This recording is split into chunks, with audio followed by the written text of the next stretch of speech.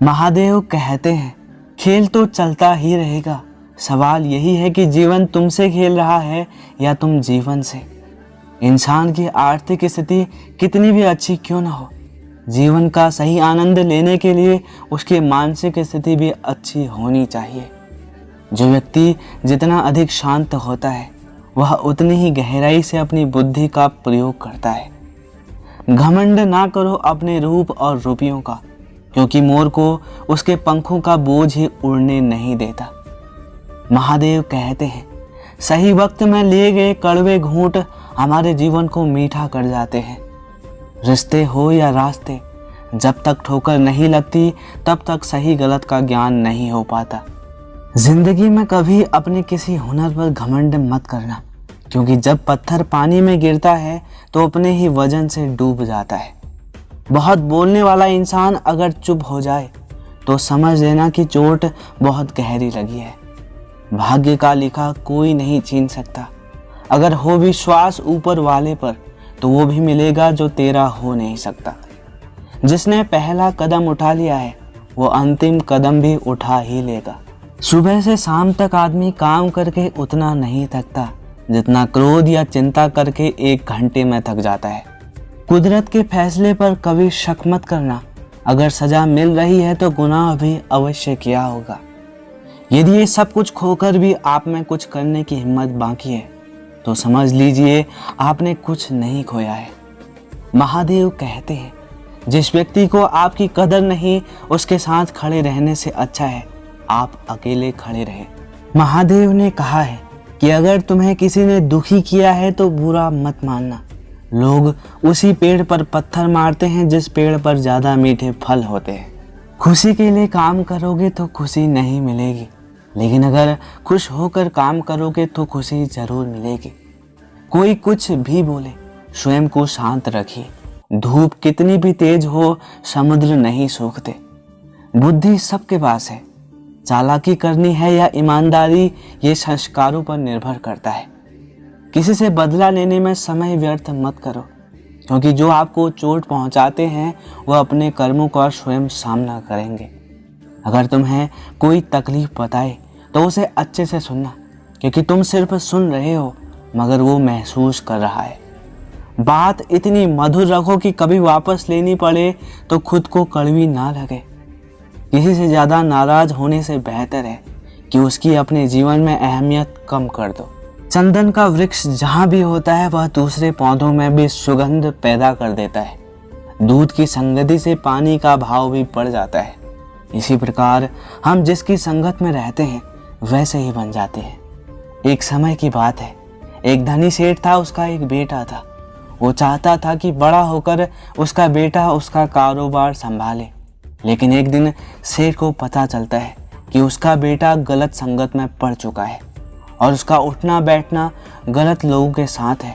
सेठ के लाख समझाने पर भी और मना करने के बाद भी उसका बेटा उसकी बात नहीं मानता था। जब वो अपने बेटे को डांटता तो उसका बेटा उससे कहता था कि किसी के साथ उठने बैठने से कोई बिगड़ नहीं जाता। एक दिन सेठ को बैठे बैठे एक युक्ति सूझी। वह बाजार गया और बाजार से कुछ सेब लेकर आया। इन सब सेबों के साथ एक सड़ा हुआ सेब भी लेकर आया। सेठ ने उन सेबों को 2 बराबर हिस्सों में बांटकर 2 अलग अलग थैली में डाल दिया। फिर उसने अपने बेटे को बुलाकर कहा, इन दोनों थैलों को अलग अलग जगह पर रख दो। बेटे को कुछ समझ नहीं आया। तभी सेठ ने अलग से लाया हुआ सेब निकाला और एक थैली में डालते हुए कहा कि यह सेब थोड़ा सा सड़ा हुआ है, लेकिन बाकी के सेब तो सही हैं। वह एक थैली में उस सड़े हुए सेब को डाल देता है। अगले ही दिन सेठ ने अपने बेटे से कहा, जाओ दोनों थैलियां लेकर आओ। बेटा एक थैला तो आराम से लेकर आ गया, लेकिन जब दूसरा थैला लाने गया तो उसे दुर्गंध आने लगी। उसने देखा कि सड़े सेब वाले थैले के बाकी सेब भी सड़ चुके हैं और उनसे दुर्गंध आ रही है। फिर सेठ ने कहा, जिस तरह से एक सड़ा हुआ सेब बाकियों को भी सड़ा देता है, उसी तरह बुरी संगति का एक इंसान बाकी के लोगों की संगति बिगाड़ देता है। महादेव कहते हैं, वृक्ष कभी इस बात पर कभी चिंतित नहीं होता कि उसने कितने पुष्प खो दिए हैं, बल्कि वह नए फूलों को बनाने में व्यस्त रहता है। इसी प्रकार जीवन में कितना कुछ खो गया, इस पीड़ा को भूलकर क्या नया कर सकते हैं, इसी में जीवन की सफलता होती है। परवाह मत कीजिए कि कौन क्या कहता है, क्योंकि आपके घर के खर्च आपको ही उठाने हैं, लोगों को नहीं। रद्दी तक तोली जाती है तराजू में बिकने से पहले। अगर कोई तुम्हें परख रहा है तो उसमें बुरा क्या है। अच्छे लोगों की संगत में रहिए, क्योंकि सोनार का कचरा बादाम से भी महंगा होता है। सुख व्यक्ति के अहंकार की परीक्षा लेता है और दुख व्यक्ति के धैर्य की परीक्षा लेता है। दोनों परीक्षा में उत्तीर्ण व्यक्ति का जीवन ही एक सफल जीवन कहलाता है। स्मरण रहे, किसी को धोखा देना एक कर्ज है जो आपको किसी और के हाथों एक दिन ब्याज सहित जरूर मिलेगा। कुएं में उतरने वाली बाल्टी यदि झुकती है तो वो भरकर बाहर आती है। जीवन का भी यही मानना है कि जो झुकता है वह सफलता प्राप्त करता है। घमंड तो हम मरने के बाद भी जरूर करेंगे। लोग पैदल चलेंगे और हम कंधों पर। चेहरे का रंग देखकर दोस्त ना बनाना। तन का काला रंग चलेगा लेकिन मन का काला कभी नहीं। महादेव कहते हैं, जो पिता के पैरों को छूता है वो कभी गरीब नहीं होता। जो माँ के पैरों को छूता है वो कभी बदनसीब नहीं होता। जिंदगी की कमाई दौलत से नहीं नापी जाती। अंतिम यात्रा की भीड़ बताती है कि कमाई कैसी थी। कष्ट में डालने वाले तो कई खड़े होंगे, पर जो आपका साथ देगा वो परमात्मा से भी बड़े होंगे। नोट इकट्ठा मत करिए, बदल जाते हैं। मित्र इकट्ठा करिए, पुराने भी चल जाते हैं।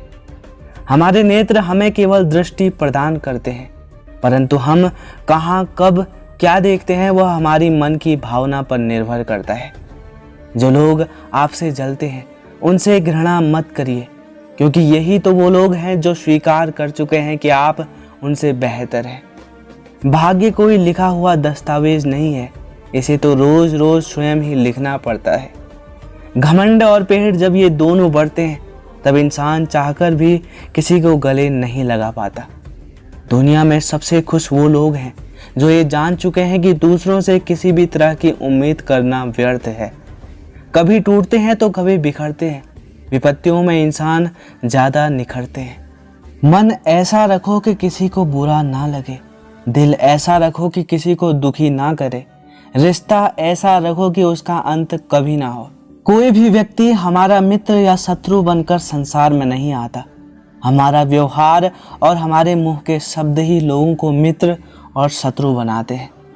जिंदगी में एक ही नियम रखो, सीधा बोलो, सच बोलो और मुंह पर बोलो। जो अपने होंगे वो समझ जाएंगे और जो नाम के होंगे वो दूर हो जाएंगे।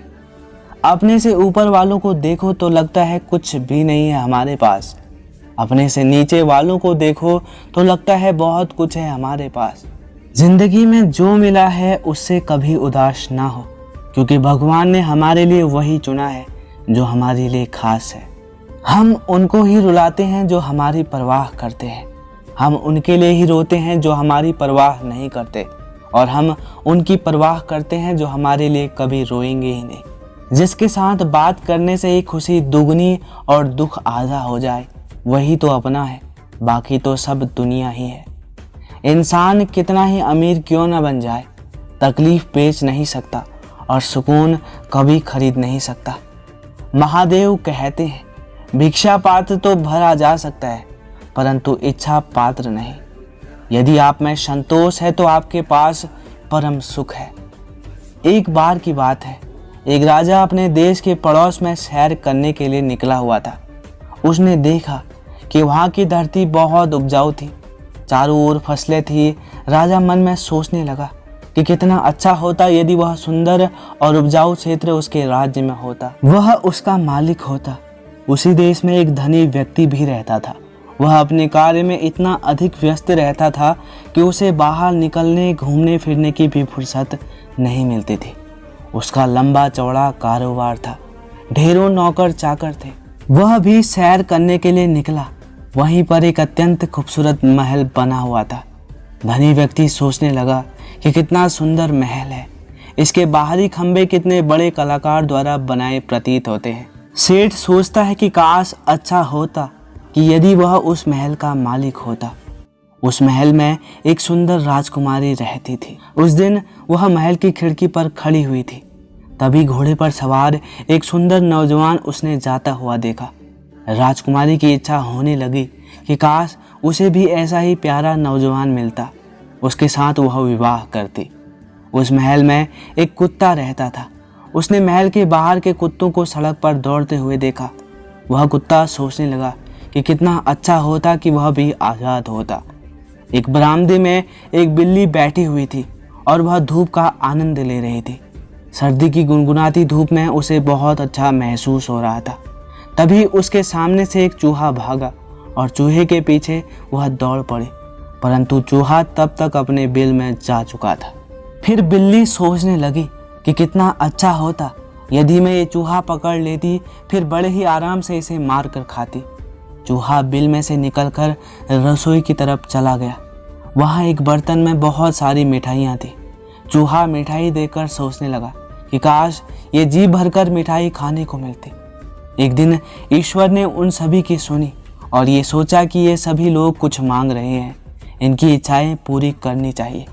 तो उन सभी की इच्छाएं पूरी कर दी गई।